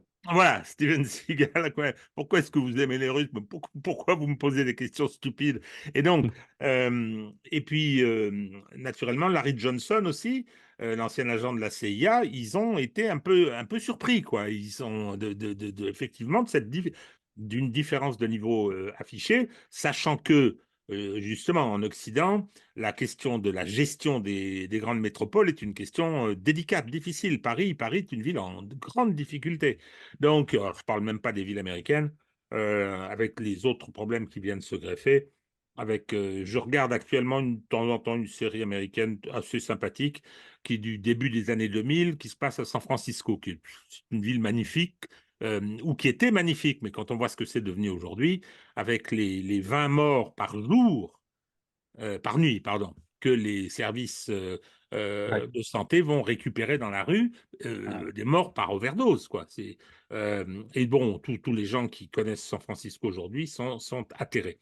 Bien, alors, donc, je vais essayer donc d'inclure la vidéo de notre cher Bruno Le Maire, qui nous dit d'abord, un, nous allons effondrer l'économie russe, deux, je persiste et signe. On vient de parler, bien sûr, de l'état de ce phénomène de déclassement. Ma question, c'est quelles sont les perspectives de ce développement économique? On a parlé de l'économie de guerre, qui serait un peu une locomotive, ou en tout cas qui va peser sur les finances, hein, passer de 3 à 6%, c'est pas rien, hein, du PIB. Donc, vers quoi peut se diriger? Alors, attention, hein, c'est de la prospective un peu, hein, avec toutes les limites que ça a, mais quelles sont leurs perspectives économiques d'après vous? Alors, la chose, tout le monde s'est trompé sur tous les plans. Et si en 2022, quelqu'un avait pu définir la situation de 2024, personne n'a pu le faire. Il y a une conséquence imprévue à tout ça. Je parlais tout à l'heure des 500 000 emplois créés par le complexe militaro-industriel. Il y a eu un deuxième effet, c'est qu'en fait, les salaires dans le complexe militaro-industriel, dans beaucoup de zones sensibles, qui sont notamment les zones de l'Oural et des usines, ont été augmentés de plus de 30% en 18 mois. Donc, c'est considérable. Ce matin, j'ai fait une visite chez un industriel français, qui est entrepreneur ici, qui a de la production. Et il m'a dit, ben oui, de par la pénurie de gens, il y a un peu de gens sur le front, un peu de gens partis de Russie, donc il y a un peu moins d'actifs disponibles, puisque sur le front, c'est des actifs, et les gens qui ne sont pas sur les actifs. Donc, on est à un taux de chômage de 2,8%, moins d'un demi% dans la plupart des grandes villes russes. Et donc, pour les Russes, il n'y a pas de chômage. Donc, de facto, la pénurie de gens a fait monter les salaires. Et lui me disait, alors lui, il n'est pas du tout dans le complexe militaro-industriel, mais je suis dans l'industrie, et je lui dis, tu as augmenté les salaires de combien? Il me dit, ben là, sur l'année de 30%, et je vais devoir refaire plus 20% cette année. Donc, la chose, c'est qu'en fait, les salaires sont en train d'augmenter très fortement en Russie, et ça a un effet, on va dire, tu as un effet alternant à la crise parce que ça augmente la capacité de dépense des gens, donc la relance est intérieure. Donc en fait, ce qu'ils ont en baisse en investissement extérieur, ça c'est une dynamique forte, les investissements asiatiques et arabes, mais globalement, ils ont surtout un marché intérieur, c'est-à-dire qu'en fait, les gens ont beaucoup plus d'argent. Donc, les gens ont plus d'argent, donc ils ont plus de force de consommation et de capacité de pouvoir d'achat. Donc ça, c'est la première chose. Deuxième chose, c'est que quand même, le business étranger, européen, occidental, quand on parle tant qui se retire, qui va quitter la Russie, etc., c'est un peu moins de 6% des actifs. Donc, c'est pas dominant du tout. C'est 5 à 6% des actifs bossent pour des boîtes occidentales. Le reste, c'est des boîtes russes. Donc, et dans ces 6% d'actifs, vous avez un tiers de boîtes qui sont parties, qui sont fermées. Vous avez en gros, c'est l'exemple français, un tiers des boîtes qui ont cédé au management local russe, pour les Russes embauchés, et vous avez un tiers de boîtes qui restent. Donc, les choses sur ce plan-là se passent plutôt bien. Après, effectivement, il y a un risque de surchauffe, c'est-à-dire qu'ils ont un manque, ils ont un manque de main-d'œuvre. Ils ont un énorme manque de main-d'œuvre pour un tas de positions, on va dire, manuelles, techniques, et les énormes projets de développement qu'ils ont d'infrastructures, notamment, hors complexe mais les infrastructures tout simplement de reconstruction, la construction, etc. Là, il y a plutôt un manque de main-d'œuvre, on a plutôt un déficit de gens pour travailler. Donc là, il y a un vrai point d'interrogation, sachant qu'ils vont durcir la politique migratoire. Voilà. Mais après, pour donner peut-être une idée plus générale aux gens qui vous écoutent, l'énergie en Russie, c'est 25% du PIB. C'est qu'un quart, hein. 3/4, c'est les services, l'industrie. Mais c'est 60% des exportations. Mais je veux dire, c'est qu'un quart du PIB, l'énergie. La Russie n'est plus une station-service. Depuis une dizaine d'années, il ouvre par an en Russie entre 2 et 300 grosses usines, 2 à 300 par an. Pour comprendre ce que c'est. C'est qu'il ouvre, il y a 300 usines par an qui ouvrent en Russie. Donc c'est colossal. La Russie est un pays qui est en train de se réindustrialiser très fortement dans tous les secteurs. Il y a beaucoup de choses que les Russes ne font pas, bien sûr, mais on est sur une dynamique forte de reconstruction. Si cette tendance est poursuivie et maintenue sur les 15-20 prochaines années, la Russie va sans doute se diriger vers le fait d'atteindre les objectifs qu'elle a de souveraineté technologique complète, industrielle et alimentaire. Donc la pente, la dynamique est plutôt très très bonne en fait. Et le fait qu'ils puissent absorber un doublement des dépenses dans l'industrie, c'est aussi par le fait qu'ils ont su réorganiser beaucoup la production et que les usines du complexe militaro-industriel russe ont des capacités accordéon très fortes. Donc ils peuvent en fait augmenter. Ils ont déjà prévu en amont, bien en amont, le fait de pouvoir augmenter les capacités de production des sites de production. Ils ont la capacité de faire ce que les hôpitaux français n'ont pas pu faire dans le Covid, c'est-à-dire ils n'ont pas de capacité accordéon et de pouvoir étendre pour absorber plus et après gérer. Donc moi, je suis plutôt assez optimiste sur ce plan-là. Il y a quand même, je pense que l'Europe et l'Occident s'est beaucoup surestimé. Et vous savez, il y a aussi autre chose. Moi, je suis dans deux choses qui peuvent peut-être vous intéresser. La première, une de mes activités, c'est que j'accompagne les particuliers qui s'installent en Russie. Donc les Français principalement, les Belges, les Suisses, les Canadiens, etc. Donc j'ai des gens qui sont principalement des gens de moyennes et grandes villes. La sensation qu'ils ont quand ils arrivent à Saint-Pétersbourg, à Moscou, en banlieue de Moscou, peu importe, c'est une sensation de pauvreté. C'est-à-dire qu'ils pensaient les Russes beaucoup plus pauvres et ils s'aperçoivent en Russie à quel point leurs impôts sont mal utilisés, à quel point ils sont plus pauvres qu'ils ne le pensent. Et qu'en fait, les Russes sont plus riches qu'ils n'attendaient. Ça, c'est vraiment un constat que font 80% des gens que j'accompagne, c'est que malgré tout, il y a de la capacité financière en Russie. Et la deuxième chose, c'est que dans le cadre du business, j'ai une autre activité, bon, j'accompagne, je fais des ressources humaines, mon métier principal, et aujourd'hui, le désengagement européen sous pression politique est réel, mais il y a un pays qui désengage peu économiquement, c'est l'Amérique. C'est-à-dire que les Américains attendent patiemment la sortie du business européen et l'après-guerre pour prendre les places et se partager la Russie avec la Chine. Daniel, sur les domaines de développement, tu m'avais fait des remarques dans nos conversations sur justement la dimension technologique des investissements russes et des développements russes. Oui, alors voilà, ça c'est un peu mon domaine, donc effectivement, c'est là-dessus que je pense. Bon, d'abord, je voulais quand même dire que je suis complètement d'accord avec ce que dit Alexandre. Je veux dire, et ce que ce sur quoi tu finis, ce sur quoi tu finis, et je vais pas. Bon, mais j'ai des exemples de gens qui m'ont dit, on avait des fournisseurs européens, ils se barrent, et les Américains, des gens Ouais. qui produisent, hein, c'est les Américains viennent en disant, bah, vous emmerdez pas, on va les remplacer. Donc déjà, voilà. Donc ouais, la manière dont les États-Unis exploitent l'Europe aujourd'hui est quelque chose d'absolument phénoménal. Bon. Incroyable. Mais pour revenir, revenons donc au sujet donc, et à ta question, Régis. Alors, moi, j'ai fait un petit florilège quoi, de développement technologique, de projets qui arrivent à maturité ou de projets de R&D, de choses comme ça sur la Russie. Alors, un peu quoi, en réponse, voilà, pour répondre aux carabistouilles qu'on entend aujourd'hui sur la Russie, en particulier sur la dernière intervention de Bruno Le Maire. Alors, par exemple, je vais reprendre ma liste.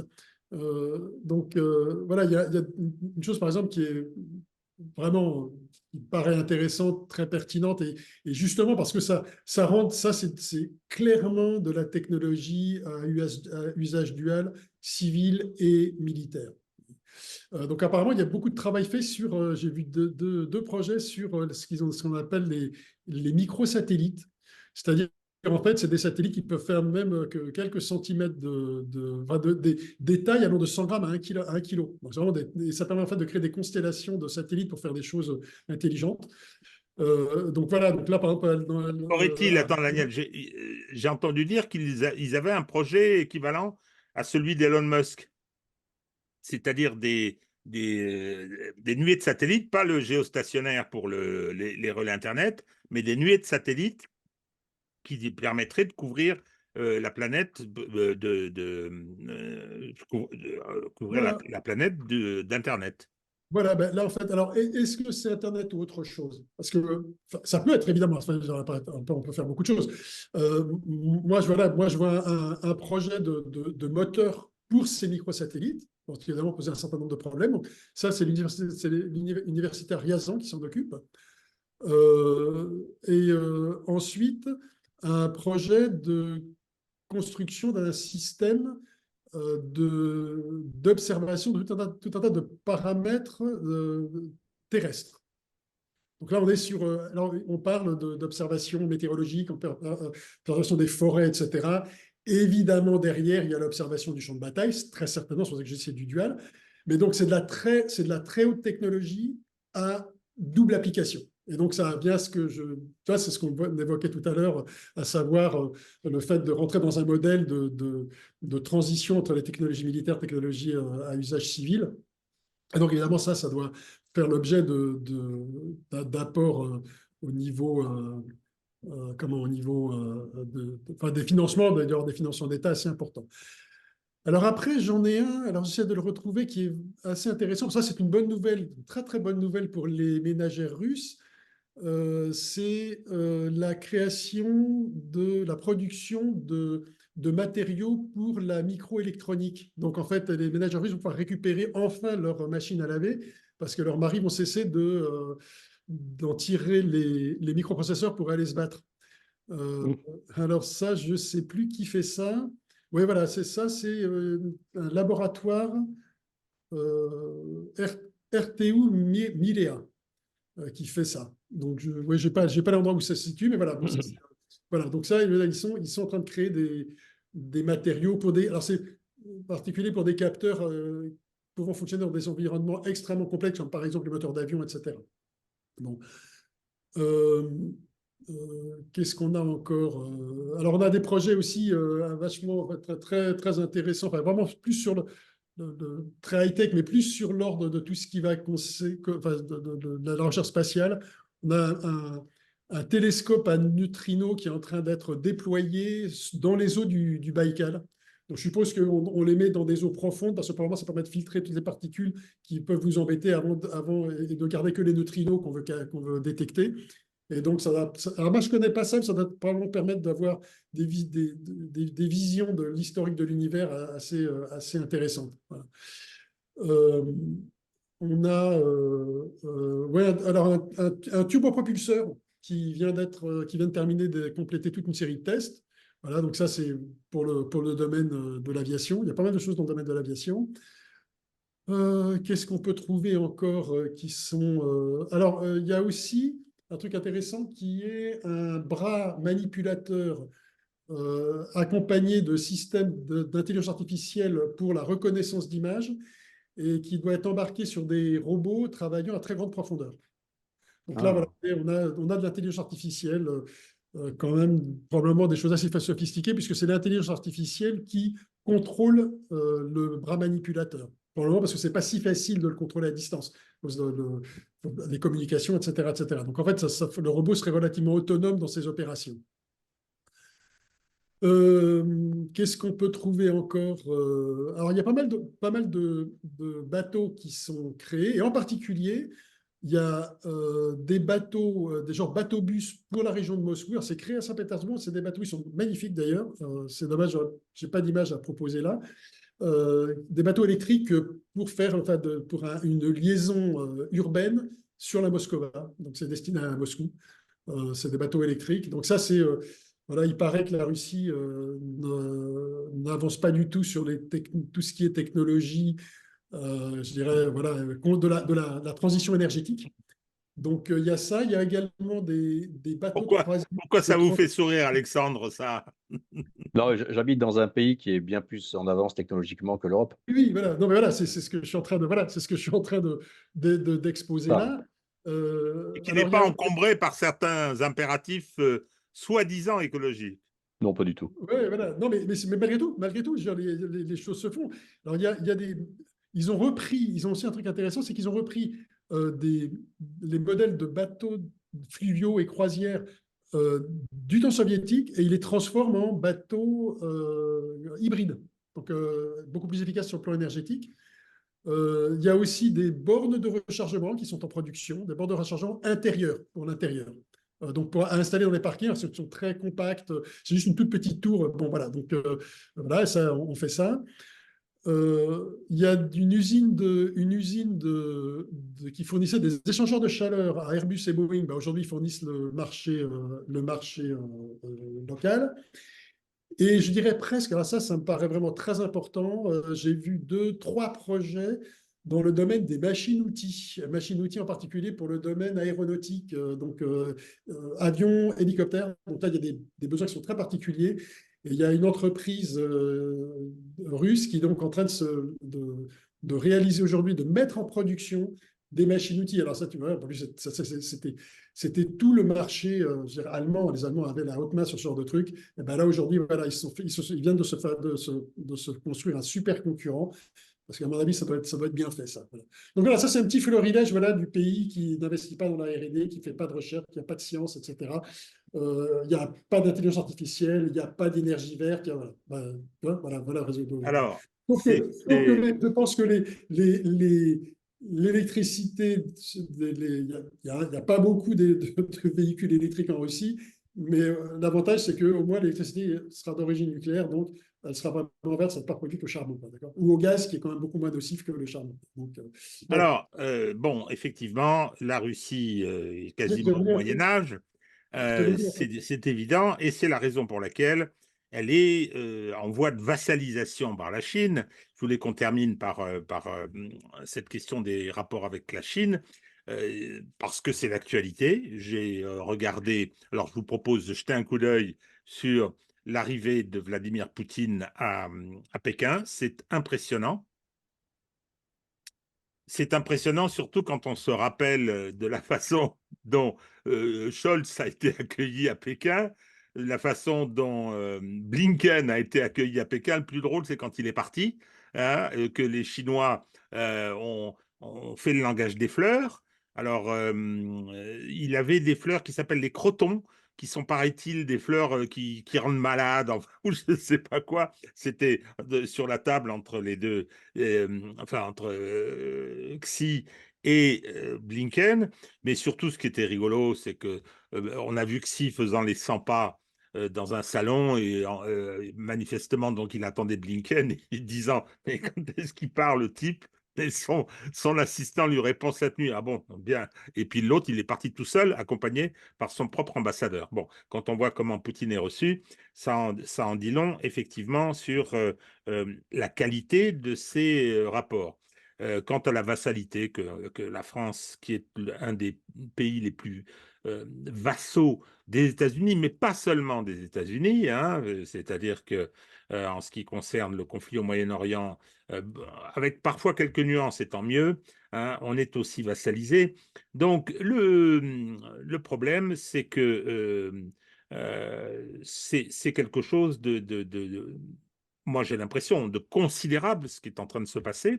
Euh, Partenariat, alliance, bon, j'ai l'impression que c'est une alliance, mais avec une répartition des tâches. Ce sont les deux États-civilisations qui conduisent euh, la réforme, qui conduisent l'installation de la multipolarité. Simplement, ils ont une histoire qui n'est pas toujours simple entre eux. Et là, ça a l'air d'être très ensoleillé. J'ai vu les projets qui sont en cours. Là, on revient à l'économie, les projets sur la région chinoise dont la capitale est Harbin. Les montants des investissements sont absolument monstrueux dans les 20 ans qui viennent. Donc, oui, effectivement, tout à l'heure, je crois que c'est Alexandre, hein, qui disait les États-Unis et la Chine vont se partager la Russie. Bon, c'était une expression, et, je ne pense pas qu'ils vont la dépecer, mais ils Non, vont se non. partager le marché russe. Hein, Oui, c'est voilà. ça. Ils vont se répartir le marché russe. Je pense que l'expression serait meilleure. Qu'est-ce qu'on peut en penser? Parce que moi, alors là, avec ce que vous venez d'expliquer de l'économie russe, avec ce qu'on voit de l'économie chinoise, avec ses problèmes tout à fait incontestables. Moi, j'étais en Chine il y a quelques années, j'ai été suffoqué. D'abord, de la rencontre d'une civilisation considérable, Ouais, sur laquelle on ferait bien d'un petit peu de réfléchir et de s'informer dans mon pauvre pays, bien euh, d'accord. et une puissance terrible. Alors bon, ils ont des problèmes démographiques, ils ont un système économique qui peut-être demande d'être amélioré, j'en sais rien. Mais c'est une puissance, et pour l'instant, c'est la première puissance industrielle du monde. La Russie est une puissance industrielle de haut niveau en PIB, pouvoir d'achat, et donc est en train de remonter dans les classements, et elle est probablement, la Russie, la première puissance militaire du monde.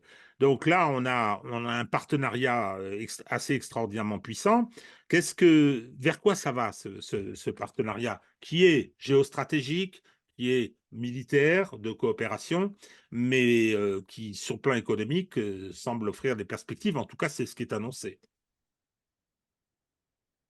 Qu'est-ce qui se jette à l'eau pour nous dire que ça va rater ou que ça va marcher? Bon, moi, je pense que il y a aussi un. Alors, je pense que la force de ces deux pays, c'est qu'ils ont deux grands leaders et qui sont au pouvoir en même temps. Ensuite, je crois que il y a de facto une situation qui fait que les deux pays sont dans la même, on va dire, dans il y a un alignement des astres pour faire en sorte qu'ils trouvent les moyens de coopérer actuellement. Les Russes ont besoin d'énormément de choses que la Chine produit ou que la Chine leur exporte, en général, et surtout maintenant, et surtout par le fait que de par le retrait du business européen, il va falloir remplacer beaucoup d'outils, d'équipements, de pièces d'Europe par des pièces asiatiques, et que majoritairement elles sont faites en Chine. Donc, de toute façon, la Russie, aujourd'hui, a besoin du marché chinois. Et les Chinois ont besoin d'énergie. Et ils ont besoin d'énergie. Et il n'y a que la Russie qui en a à côté. Donc, il y a un besoin d'industrialisation croissante en Chine pour le monde. Il y a un besoin d'énergie pour cette cette croissance de l'industrie chinoise. Et les Russes, pour passer la bosse et en règle générale pour devoir compenser le départ des sociétés occidentales, ils vont avoir besoin des pièces chinoises. Donc, de toute façon, les astres sont alignés. Et puis, je pense que surtout, il y a il y a deux projets globaux plus longs. C'est les routes de la soie qui passent par la Russie pour aller vers l'Occident et l'Europe. Donc, les Chinois ont besoin de la Russie. Et il y a le projet lunaire de base russo-chinoise, puisqu'ils vont faire une base russo-chinoise. Il y aura même une centrale nucléaire russe sur la Lune pour la base russo-chinoise. Donc, il y a des projets colossaux, longs et sur la longue durée. Le danger dont on parle, le péril jaune dont on parle pour la Russie, moi, j'y crois pas beaucoup. Pourquoi? Parce que il y a plus de Russes en Chine que de Chinois en Russie déjà aujourd'hui, et que dans les zones frontalières avec la Russie et la Chine, en fait, la démographie russe s'est un peu affaiblie, celle de la Chine s'est effondrée. Donc, de plus dans ces zones, si les Russes n'y arrivent pas, si l'URSS n'arrive pas à peupler ces zones de Russes, je vois pas comment les Chinois vont y habiter. Donc, moi, je vois ça plutôt d'un bon œil. Je pense que la politique de la Chine, c'est de toute façon d'avoir de la coopération, des partenariats. Ils sont aussi coincés. La Chine met la main sur l'Asie, une grande partie de l'Asie, parce que c'est la puissance dominante en Asie, et de cette espèce d'union eurasiatique, organisation de Shanghai, cette espèce d'organisation pendant à l'OTAN qui se crée, la Russie est le seul pays européen, de la même façon que la Russie est le seul BRICS européen. Donc, de toute façon, les Chinois ont besoin de la Russie. Donc, moi, je suis plutôt assez optimiste. Je vois dans le cœur de métier dans lequel je travaille qu'il y a une forte percée chinoise. Je suis surpris du fait que, par exemple, les Russes ont très rapidement basculé à acheter des voitures chinoises pour remplacer les voitures allemandes. Ça s'est fait vraiment en un an. Ça me fascine, la capacité de flexibilité des Russes. Donc, je pense que pour l'instant, les choses vont dans le bon sens. Ça, c'est Moi, de je la suis. réinformation, parce que quand on pense à ce qu'on voit sur les plateaux de télé, mais même sur des chaînes qui sont plus sérieuses, je pense à Arte ou autres, qui ne sont que dans la propagande la plus inepte, quoi. C'est triste de voir notre niveau culturel et intellectuel, c'est un véritable effondrement. C'est terrible. Alors bon, moi, j'arrive pas à me résigner, hein. Donc, je me dis, quand est-ce qu'on va pouvoir se débarrasser de ces gens? Donc, effectivement, alors, il y a l'aspect économique, et puis bon, ce qu'Alexandre vient de nous dire concernant la qualité des rapports, il y a également la question militaire, parce que ce que je trouve extraordinaire dans le monde dans lequel on est, et c'est très net en Europe, on considère comme un fait acquis que les États-Unis vont faire la guerre à la Chine. Mais c'est sidérant, hein. Bonne chance. Oui, alors déjà, bon chance, hein. Donc, mais voilà, ils vont faire la guerre, donc ils arment Taïwan, alors que le problème de Taïwan est un problème second, complètement second, donc c'est un prétexte. On va en faire un prétexte comme on a fait de l'Ukraine, mais surtout, attendez, de quel droit, quoi? Vous avez décidé que vous allez faire la guerre à la Chine. On peut savoir pourquoi, qu'est-ce qu'ils vous ont fait directement. Enfin bon, on verra ça, mais Oui, sur le plan militaire, cette alliance, parce que j'ai l'impression que c'en est une, est quand même redoutable. évidemment. Évidemment, mais tu vois, si je peux rajouter un peu de violence dans un monde de bisounours, l'hubris occidental fait que, en effet, malgré les bâches qui ont été prises les unes après les autres, eh bien, on peut envisager d'aller faire la guerre à la Chine, ce qui est évidemment une absurdité totale, mais qui finalement, enfin, je veux dire, tu sais, genre, il y a un livre qui est très très éclairant sur la mentalité occidentale, qui est La contre-histoire du libéralisme de Domenico Losurdo. Je ne sais pas si tu l'as lu, Non. mais ouais, c'est absolument passionnant parce qu'en fait, tu te rends compte que euh, la pensée politique moderne occidentale naît à la période esclavagiste, intégrant dans sa pensée le fait qu'effectivement, il y a des gens qui sont inférieurs à d'autres, et que en fait la liberté des uns, c'est en particulier celle de posséder d'autres êtres humains. Tu vois? Et si bien que aujourd'hui, après la lecture de ce livre, il y a un certain nombre de discours que j'entends aujourd'hui qui s'éclairent d'un jour de vous, qui en fait que ce qu'on vit par exemple aujourd'hui, ce n'est pas une perversion de la pensée occidentale, mais en fait, depuis l'origine, la pensée moderne occidentale est empreinte de ce racisme et de l'hubris qui va avec. Tu vois. Ouais. Le refoulé colonial. Oui, voilà, c'est ça. En fait, oui, c'est ça, parce qu'en fait, le colonialisme est issu de cette pensée.